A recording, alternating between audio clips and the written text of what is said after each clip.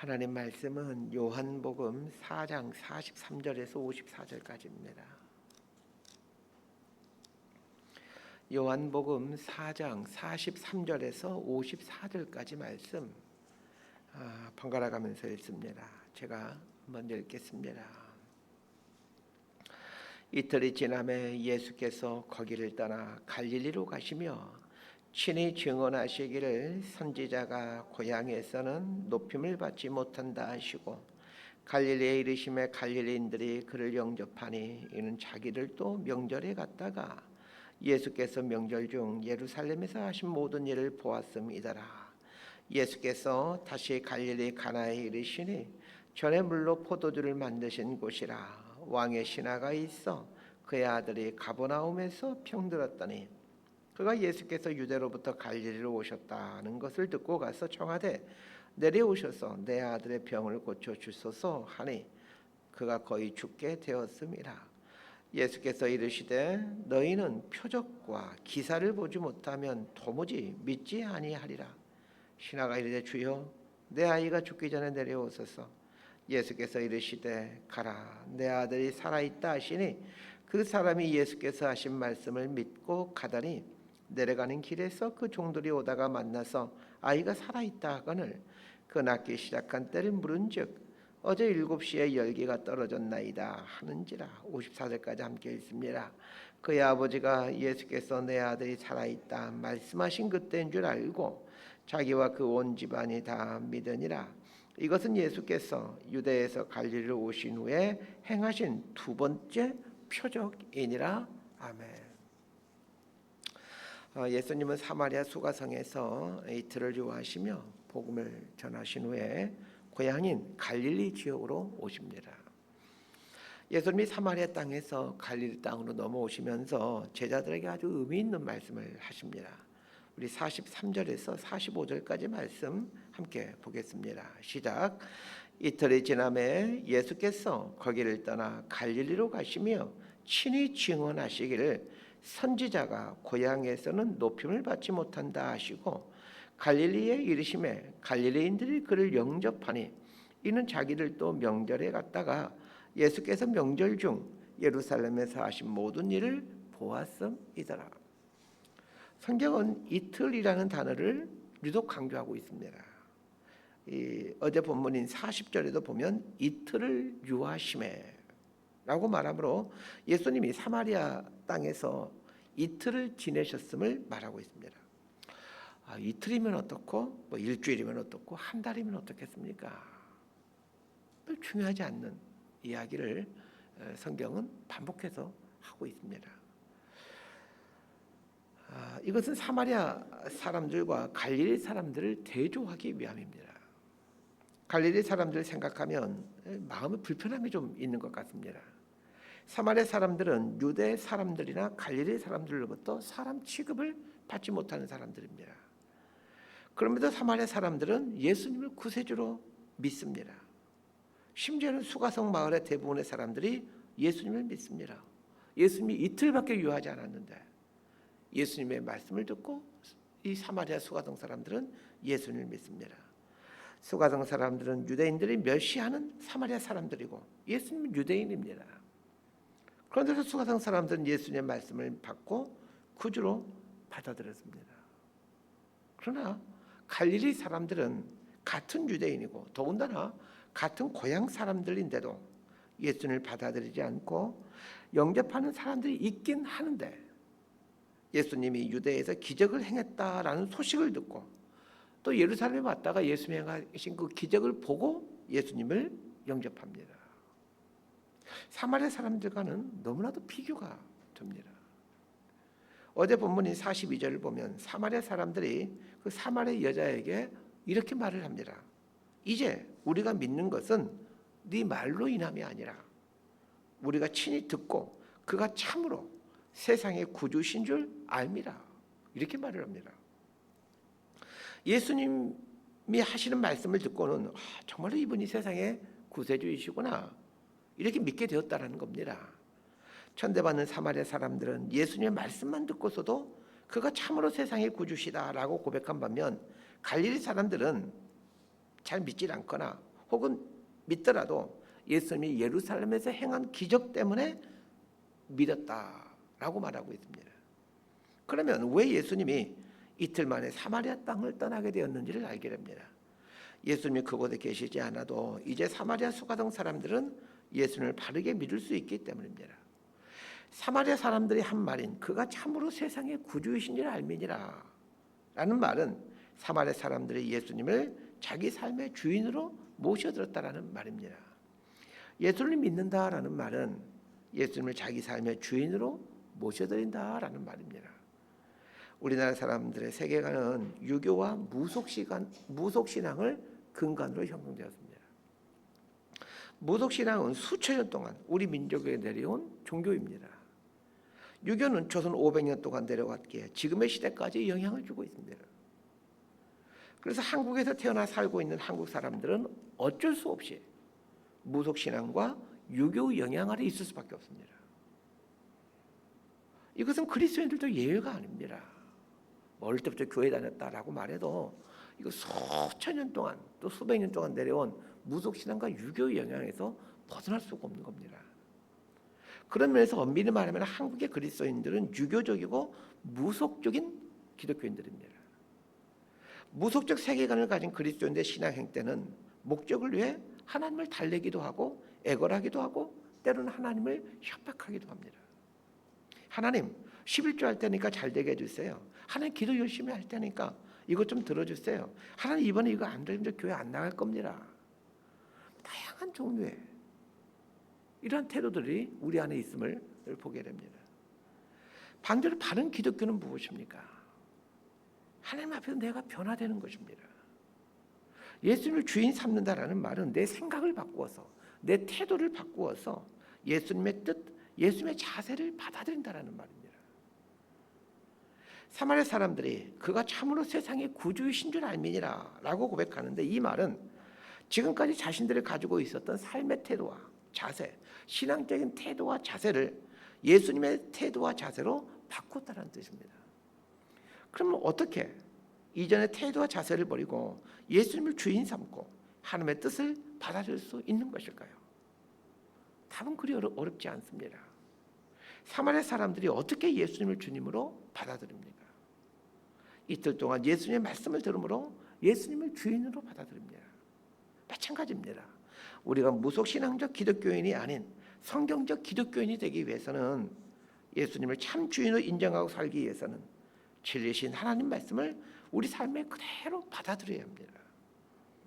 갈릴리 사람들은 대체적으로 예수님을 영접하지 않았지만 소수였지만 예수님을 받아들인 사람들이 있긴 했습니다. 그러나 예수님의 말씀을 듣고 예수님을 받아들이는 것이 아니라 예수님이 행한 기적을 보고 받아들였다라고 말하고 있습니다. 갈릴리 사람들이 예수님을 영접했던 것은 예수님이 행한 기적 때문이다라고 45절에서도 말하고 있고 46절부터는 이제 그 한 예를 들어서 설명을 하고 있는 겁니다. 그 사람이 왕의 신하입니다. 이 평상시 같으면 왕의 신하의 아들을 고쳐주는 이 오늘 본문을 가지고 아마 이렇게 해석하고 이렇게 설교했을 것 같습니다. 왕의 신하가 예수님께 와서 아들을 고쳐달라고 하자 고침받게 됩니다. 저 어떻게 이 왕의 신하가 어떻게 했길래 예수님의 기적을 경험할 수 있었을까? 여기에 초점을 맞춰서 설교했을 것 같습니다. 그러면서 이 왕의 신하의 믿음의 자세와 그 왕의 신하의 믿음의 말 이런 것들을 유심히 관찰했을 것입니다. 그리고 이렇게 설교했겠죠. 왕의 신하가 예수님께 인내를 가지고 끈질기게 간청하자 아들이 낳게 되는 기적이 일어났다고 말입니다. 그러므로 여러분 믿음을 가지고 인내하십시오. 아마 이렇게 설교했을 것 같습니다. 그러나 오늘 본문을 묵상하면서 정말 이 본문을 기록한 것이 이런 의도일까 질문하게 됩니다. 그러면서 이런 생각을 해보게 됩니다. 왕의 신하가 건강한 신앙의 모델이 아니라 예수님에게 찾아왔던 전형적인 갈릴리 사람들의 그 건강지 못한 기복적인 신앙의 모델은 아닐까 하는 생각입니다. 자, 이렇게 생각한 근거가 예수님께서 왕의 신하에게 한 말입니다. 우리 47절과 48절 말씀 함께 읽도록 합니다. 시작. 그가 예수께서 유대로부터 갈릴리로 오셨다라는 것을 듣고 가서 청하되 내려오셔서 내 아들의 병을 고쳐 주소서 하니 그가 거의 죽게 되었습니다. 예수께서 이르시되 너희는 표적과 기사를 보지 못하면 도무지 믿지 아니하리라. 아들이 죽어가고 있는 다급한 이 신하에게 예수님이 하신 말씀은 표적과 기사를 보지 못하면 도무지 너희는 나를 믿지 아니한다라는 말씀이셨습니다. 자, 여러분은 이 말씀이 칭찬으로 보이십니까? 책망으로 보이십니까? 이 말씀을 하신 예수의 마음이 어떤 마음이었을까요? 기쁜 마음이었을까요? 제가 볼 때는 그렇지 않은 것 같습니다. 자신의 유익과 만족을 위해 예수를 믿는 기복적인 태도에 대한 어떤 슬픈 마음이지 않았을까 싶습니다. 도무지라는 부사를 쓰고 있는데 이 도무지라는 부사는 웬만하면 쓰지 않는 부사입니다. 예수님의 이 말씀은 책망에 가까운 말씀입니다. 그럼에도 불구하고 예수님은 왕의 신의 아들을 고쳐주십니다. 왜 예수님은 왕의 신의 아들을 고쳐줬을까요? 예수님이 생명의 주인이라는 것을 알려주기 위함입니다. 예수님이 하나님이시고 생명의 주인이시라는 것을 알려주기 위해 왕의 신하의 아들을 고쳐주시지만 그러나 왕의 이 신하의 믿음을 칭찬하지는 않습니다. 왕의 신하는 병든 아들 집에 두고 예수님께 나와 병을 고쳐달라고 간구하였습니다. 성경에는 이 왕의 신하처럼 자신의 문제가 아닌 다른 사람의 문제를 갖고 예수님께 온 사람들이 있습니다. 대표적인 사람이 중풍병에 걸린 하인을 둔 이방인 백부장입니다. 이방인 백부장은 중풍병에 걸린 하인을 위해 예수님께 찾아와 고쳐달라고 간청합니다. 그 이방인 백부장은 오늘 본문에 나오는 왕의 신하와 신분이 아주 비슷하고 처지 역시 비슷합니다. 그러나 예수님은 그 이방인 백부장을 보시면서 이만한 믿음을 가진 사람이 본 적이 없다라고 말씀하십니다. 예수님은 왜 백부장의 그 이방인 백부장의 믿음을 칭찬했던 것일까요? 백부장이 이렇게 말합니다. 주님, 저희 집에 오실 필요가 없습니다. 주님이 말씀만 여기서 하십시오. 주님이 오는 것이 중요한 것이 아니라 주님의 말씀이 중요하지 않습니까? 이 말을 듣고 예수님이 그 백부장의 믿음을 칭찬했고 그 백부장의 하인을 고쳐주지 않습니까?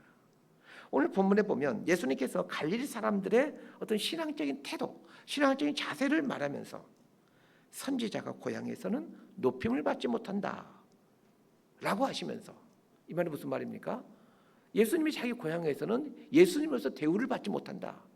고향 사람들이 예수님을 메시아로 인정하지 아니한다. 이런 말이지 않습니까? 그러면서 갈릴리 사람들의 이러한 태도, 자세를 꾸중하십니다. 선지자가 고향에서는 높임을 받지 못한다라는 말은 갈릴리 사람들은 갈릴리 출신의 예수님을 구주로 인정하지 않는다라는 말입니다. 그럼 왜 갈릴리 사람들은 예수님으로부터 이러한 책망을 받아야만 했던 것일까요? 왜냐하면 갈릴리 사람들은 예수님을 너무나 잘 알고 있었기 때문입니다. 예수님을 너무 잘 아는 것이 문제입니다. 사마리아 사람들이 왜 예수님으로부터 칭찬받았습니까? 어찌 보면 예수님에 대해 잘 몰랐기 때문입니다. 사마리아 사람들은 예수님에 대해 잘 몰랐기에 예수님에 대해 편견 없이 예수님의 말씀을 그대로 받아들입니다. 그러나 갈릴리 사람들은 예수님에 대해 너무나 많은 걸 알고 있습니다. 예수님의 어릴 적 삶을 잘 알고 있고 예수님의 가족들을 잘 알고 있고 예수님의 학벌을 잘 알고 있습니다. 그게 문제입니다. 예수님을 잘 알고 있다가 확신하고 있는 것, 이게 문제입니다. 왕의 신하가 예수님 앞에 왔던 이유는 자기 삶을 변화시키기 위해서 온 것이 아니었습니다. 자신의 소망을 이루기 위해서였습니다. 자신의 필요를 채우기 위해 예수님께 온 것을 예수님은 너무나도 잘 알고 계셨지만 예수님은 왕의 신하의 아들 고쳐주십니다. 중요하게 보셔야 될 것이 있습니다. 왕의 신하의 아들을 고침받은 이유부터가 중요합니다. 자신의 소망을 실현하기 위해 예수님을 찾아왔지만 그래서 예수님을 통해서 그 소망을 이루었지만 그 수준에서 예수님을 믿으면 안 됩니다. 진짜 예수님을 알아야 합니다. 병을 고치는 기적을 행하는 예수님이 아니라 자신 인생의 주인으로서의 예수님을 믿어가야 합니다. 예수님은 우리의 연약함을 아시기 때문에 우리의 이 잘못된 신앙 태도에도 우리의 소원을 들어주시고 또 우리의 기도를 들어주십니다. 하나님께서 내 기도를 들어주시고 내 소원을 들어주셨기 때문에 내 신앙 방식이 옳은 것이라고 착각을 해서는 안 됩니다. 하나님이 우리를 사랑해서 들어주시는 것이지, 하나님이 우리를 불쌍히 여기셔서 들어주시는 것이지, 그건 내 믿음의 방식이나 신앙 스타일이 옳은 것이기 때문에 들어주시는 것이 아니라는 것을 아셔야 합니다. 그럼에도 적지 않은 신자들이 나의 소원을 들어주셨기에 하나님을 나의 소원을 들어주신 분으로 믿고 그 수준에서 하나님을 신앙하려고 합니다. 그러면 믿음이 깊이 그리고 바르게 자라지 않습니다. 말씀 정리합니다. 사마리아 사람들처럼 순수하게 예수님 사랑하고 예수님 말씀을 그냥 있는 그대로 받아들이시길 바랍니다. 예수님을 만난 지 이틀밖에 되지 않았지만 예수님을 구주로 영접한 사마리아 사람들을 뒤로 하고 그 흐뭇한 얼굴로 사마리아 땅을 떠났을 예수님을 생각해 봅니다. 한 번의 기적도 어떠한 능력도 베풀지 않았지만 마음을 다해 예수님을 주인으로 모셔드리고 삶과 인격이 변했을 사마리아 사람들, 그 예수님을 미소 짓게 했었을 사마리아 사람들처럼 저와 여러분이 예수님을 이렇게 신앙해 갔으면 합니다. 여러분, 사마리아 수가성 여인과 관련하여 예수님이 어떤 기적을 행했다는 게 단 한 번도 나오지 않습니다. 반면에 갈릴리 사람들은 어떠합니까? 예수님을 오랫동안, 예수님을 어릴 적부터 알아왔습니다. 예수님에 대해서 많은 것들을 알고 있습니다. 그러나 그들은 예수님을 구세주로 믿지 않습니다.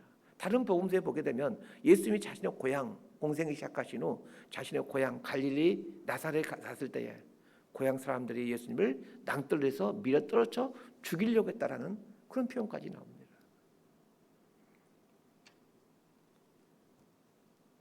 갈릴리 사람들은 소수의 사람들만이 예수님을 믿기를 하는데 예수님이 믿더라도 그 행한 기적 때문에 예수님께 나옵니다.